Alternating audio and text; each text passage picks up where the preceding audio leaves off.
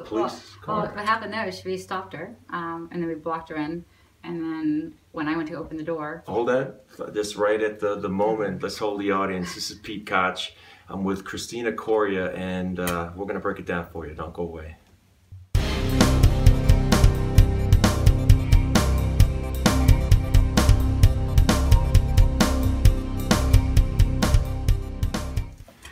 Pete Koch here, breaking it down. I'm with Cristina Coria, an old friend of mine, and she's lived quite an exciting life. I wanted to introduce her to my audience, and I think you'll enjoy meeting with her. She is a reality star, reality personality. I want to use the correct verbiage, but most importantly, a retired police officer here in Santa Monica, and now she's giving back to the community in many, many ways. And additionally, she's writing a book. Let's go back to your days as a Santa Monica police officer, right? Yes. And tell the folks, it got a little hairy for you early on. Yes, it did. I was a police officer for 15 years for the city of Santa Monica. Actually, I was even longer than that, not as a police officer, but also as an explorer, cadet, parking checker, water conservation officer, college police officer, and community service officer. Wow, so that's about every job you I know, right? Yeah. Pretty much. So it was like my stepping ladder. And then I finally became police officer and went to Santa Monica PD. And was there 15 years, worked vice, gangs, narcotics, bicycle patrol, school resource officer, and crisis negotiator. So within all that time, a few things happened. First being basically pinned between a DUI driver and a police car. So I was squished to death. Oh my goodness. And that was pretty hairy, but you know, luckily it worked out. She, as soon as I felt some pressure on me, I was about to shoot her, but I think she noticed I was going for my gun, and at that point she released her car from me, and I pushed, you know, I threw myself on top of the hood of the police car. Wow. And so at that point she took off, they chased her, crashed, and they caught her. So, and I just came out, luckily minor injuries. I had like a hematoma to my pelvic area, some like hairline fractures to my knees, kind of hurt my neck a little bit in my back, but you know, everything kind of worked out, and I went back to work. And so how long had you been a police officer at the time of that accident? That was probably 3 years into it. 3 years into it. And I mean, it really wasn't even an accident, right? No, it was malicious. Exactly. Oh, it was an attack on you. Yes. Incredible. All right, it's dangerous out there. But I know it gets worse. Yeah, tell the folks. But then I got off-duty shooting where I was at a party, and as I'm leaving the party, some gang members tried to start some problems with the guys we were with.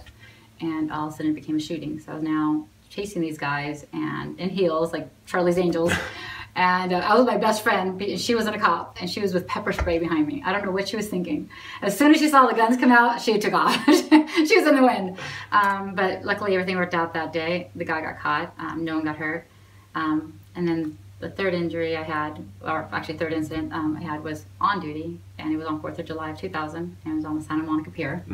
And it was a hostage situation, and the guy grabbed a hostage, and as I'm running into the crowd, he starts shooting at the uniforms. So I could hear the bullets whizzing by me. And this was a national story. What year was that? 2000. It was on 4th of July. Okay. Yeah. So it shot me in the arm, and I remember feeling it. I thought it was a graze. I'm like, okay, it's just a graze, no big deal. And my partner's like, Cristina, you've been hit. I'm like, no, I'm okay. He's like, no, look at your arm, and it's just hanging. I'm like, okay, then I guess I'm not okay. So, and I didn't cry. I was tough, you know. And so next thing you know, they grabbed me, and we ended up rushing to the police car, and the guy's still shooting.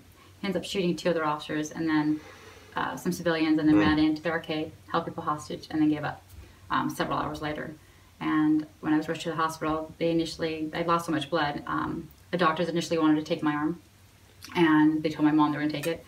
When I woke up, they actually saved my arm, but I was partially paralyzed. I couldn't bend it or straighten it, pretty much at 90 degrees. And they told me I was never going to use my arm again, and never return back to work. So, that was your last day? Yeah, well, that's what they thought. So, and I went to get 2 more, you know, basically opinions, and Curlin and Joe said the same thing. So I'm like, you know what, okay, I'm not letting this happen. I'm not going to walk out like this. So I was in the gym twice a day. I was doing rehab every day, massages, going to church. I had my church praying for me, and I was running. And I had this contraption, looked like Freddy Krueger. And every day I was running, I felt like my hands were on fire because it was the nerves that were regenerating.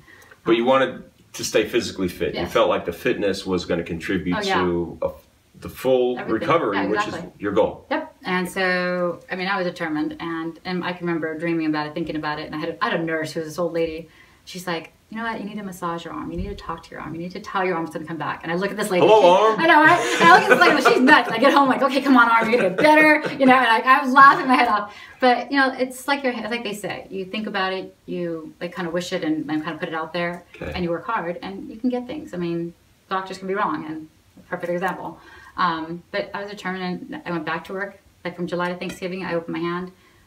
July to the next, it was basically a year and a month later that I fought, and I actually went back to work full time. You know, no problems. I mean, I couldn't touch my shoulder or completely rotate my wrist like Supinator Pony, but I was able to push-ups, pull-ups, manipulate the guns. You know, a little bit differently. And did you need to sort of demonstrate this to the cops? Yeah. Okay, so then you're back, and you're 100%. You're at work. Yeah. So I was back to work 2001, and then 2001 and 2, I had 2 more surgeries. And then in 2006, I was on Survivor. You know, so that's how I got onto the show. The casting director called me. The reality show, Survivor. And at this time, you've got a full-time, you're still full-time. I'm still full-time, yep. I'm back on the job, yep. And so I never thought about going on Survivor or going on a reality show. It just kind of happened by chance. But it was a great experience. My chief was more excited than I was. And I get on the show, and it's pretty interesting. I mean, no eating or anything like that, but that's like work. But it was interesting. And then after that, I got back on the street, but I was working in schools. So I dealt with a lot of kids, and I love that. And they love the fact that I was on TV, so it actually helped with communication with them. And then in 2008, I started getting numbness in my hands. And instead of the city really working with me, they pretty much forced me to retire. Because it's either I don't get paid and stay there, or get paid and be retired. So I retired, still dealing with the work comp system. In fact, it's been 8 years, and that's a mess. And that's a joke in itself. But you feel like that was the right move? Oh, well, yes and no. I mean, I missed the job a lot. I actually ended up having neck surgery and back surgery. The reason why my hands were getting numb was I had a pinched nerve that was pinching on one of the nerves going down my arms. So they did the neck surgery, and they removed it with plates. And then my back, they did non-invasive and cleaned it up. So I'm doing better. You know, I still have some stuff going on, but nothing like, you know, I mean, I still live my life and enjoy it. And how many years total on the police department? 15. And we thank you for your service there. So, all right, that's sort of segued towards the reality show. So take us through that. What was that experience like? If you could kind of, you know, just condense that experience. How long, where were you, and for how long, and how did it work out for you? Did you win the episode? Okay. Well, first of all, I wish I would have watched the show more to understand it. But it was an interesting experience that I had because it was my own experience. You know, the food part and the drinking, you know, not drinking water or food, that wasn't so bad because I could deal with that at work. That's usually the cop, you're hardly eating anyways, you're hardly drinking water because you're on the go. So that wasn't the hard part. The hard part was really more the dynamics of the social experiment with the backstabbing, the drama, you know, all that kind of stuff, which I could have done without. But if they're not letting you, or what are they allocating a certain amount of food and water? No, is there medical supervision? You know, there's a doctor that checks everyone every day to make sure there are no problems. Okay. Granted, even though you have a problem, if you want to stay on the show, you're going to stay on the show. And if it's that bad, then they'll med back you out of there. I mean, they've had a few situations like that. But in my situation, like we had fish, you know, we had the whole ocean. So we got fish, octopus. I caught 2 chickens, which I didn't kill them. I'm like, I'm not killing them. You guys can kill them. I caught them. But, and then we had coconut, whatever was on the island. There wasn't much. So our portions were like this small. So I lost 15 pounds in 15 days, you know, easily. But it was a great experiment. I mean, in the sense of like, it made you appreciate everything. It kind of felt like you're a homeless person out there. You know, the dynamics of shelter and making your shelter, making your fire, how important all those things are. And even meet with people, you're being close with strangers. You don't know these people, but now you're close to them and you're cuddling and you're, you know, it's because you're trying to stay warm. But it was miserable. I mean, sleeping on the floor and all that stuff. So. Well, there's got to be a certain amount of time that's not on the camera that we don't see. You got to go to the bathroom, right? Oh, yeah. Okay. Well, the bathroom, and I thought, okay, they're gonna have bathrooms. They're gonna have porta potties. They're gonna have a Snicker bar. No porta potties. There was a hole that you dug, whatever, and you use a leaf or whatever to wipe yourself. I'm like, I'm not using a leaf. I'm not using that on my bed. So I got some of these sleeves and used that and washed every day. But you weren't eating, so it wasn't like your digestion system was kind of messed up.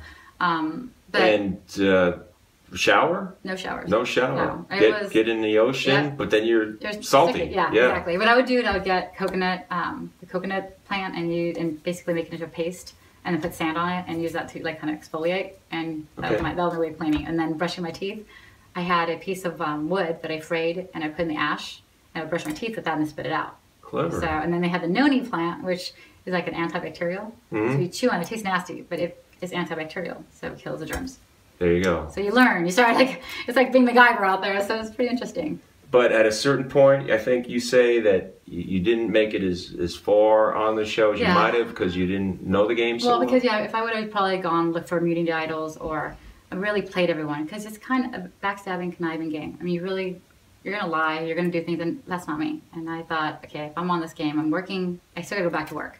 And I was working in the school, it was my last year on the job. So I'm like, I can't give these kids, like, be a bad role model, you know, and talk about morals and values, and then lie on the show, be conniving and backstabbing, and represent the police department that way. Is that who wins the show? Sometimes, yeah. Sometimes, I mean, it depends. If a person knows that game really well, they can win the game by just getting all the immunity idols, being a good competitor, really like dynamics, like giving to keep quiet, not even saying anything, or playing each other against each other. You know, not even by lying, just like playing each other. And there's ways to win the game. I didn't understand the game at the time. Okay, that show, your appearance on that show led to other opportunities. Yes. Well, now I open the doors. I mean, I do some interviews. I do a lot of motivational speaking based on my being on the show and all my life experiences. It also opens doors to charity events. So I raise a lot of money for different charities. So they fly us out, and we raise, like last year we raised $150,000 for Give Kids a World, and they call it Hearts of Reality because they have. Go ahead. I see you on social media so often doing helpful things to people at functions, but we're gonna let people know how they can get a hold of you or get involved in these things if they want. But tell us now how the little bit of celebrity, right, from being on a show, a reality show, and coupled with your real life experience, sort of extraordinary stories of overcoming being shot, and then you've taken some lemons there, right, and turned them into lemonade because you're able to, with your bit of your profile, right, and your brand at this point. And I think the accumulation of this, where I'm driving, is that because you told me you're writing a book. Yes. So you can share this beyond breaking it down with Pete Koch. You can share it in a book. So tell us about that. How's that going? Well, I'm trying to either write a book by calling it Beating the Odds or True Survivor. You know, we're dealing with life struggles. Not sure yet about the name, but it's basically talking about all the struggles I've had throughout my life, from losing my father, he was a cop and murdered in Santa Monica, and his case is still unsolved. In fact, Tony Valdez from Channel 11 News is reopening his case, and just recently just started that. That's exciting. Yeah, so I'm excited about that. Good. So there's that, and then with my book, it just talks about losing my father, from doing that, having my mom raise us by herself, you know, raise 5 kids by herself, and her struggles, and then going from being a kid to also growing up and then doing the police stuff, and then becoming a police officer, and the struggles becoming a police officer, and at the same time the struggles within the police department with all the injuries and you know, the whole work comp system and the stress with that. It's a lot. Yeah. It's a lot, and I think the book is going to be incredible just based on just talking with you about the highlights of, and some very difficult, it's overcoming obstacles. That's really going to be the driver. How do folks who'd care to get in touch with you or see what causes you're involved with, how would they get a hold of you? They can get me on Facebook or Instagram. So they would go under Cristina Coria. And there's no H in my name. Okay. So everyone likes putting the H in there. And so it's Cristina, Cristina, Coria, Coria. Perfect. That's on Facebook. And then for Instagram, it's Cristina M, the initial for Maria, Coria. And then I have the Twitter, and I have, I'm trying to think of some other things. Well, the websites for the charity events are heartsofreality.com and realityrally.com. So it's Reality Rally. And I'll put that in the notes. If you're looking at this on YouTube, I'll put that in the show notes. And if this sounds good to you, go ahead and like this interview, or Facebook, same thing. And we'll make sure you folks can get a hold of Cristina. She's an amazing woman, and thank you for being my guest here today. Thank you. Thanks for having me here. Yeah, this is Pete Koch, Breaking It Down. We'll see you next time.